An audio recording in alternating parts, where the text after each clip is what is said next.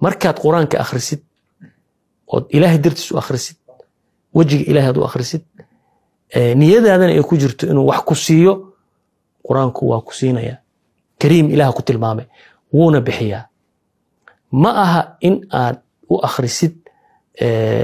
tarrama quraanka ilaahay wuxuu yiri idaa quri'a alqur'aanu fastami'uu lahu wa ansitu dhageysta ayuu ilaahay la'allakum turhamuun la'allakum tafhamuun ma la'allakum turhamuun walidiin naxariisanaya markii aad quraanka saa u akhrisid quraanku kariim waaye wixii aad uga baahneed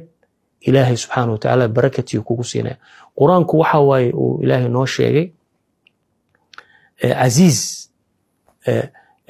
quraa'ad baa waxay leedahay walaw anna qur'aanan ilaahay wuxuu leeyahay hadii wax la akhriyo suyirat bihi aljibaalu buuraha lagu socodsiin lahaa aw quticat bihi al-ardu dhulka lagu gooyn lahaa aw kullima bihi al-mawta ghaybka dadka dhintay ee aakhira jira lagu la hadli lahaa lakaana hada al-qur'aan quraankaanu ahaan lahaa marka quraanku waa hadiyatullah fi al-ard hablullah wa hargi ilaahi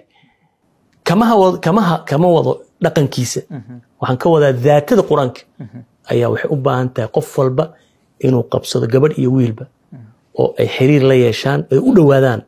wax walba oo ilaahay subxaanahu wa ta'aala u ballan qaaday way ka helayaan quraanka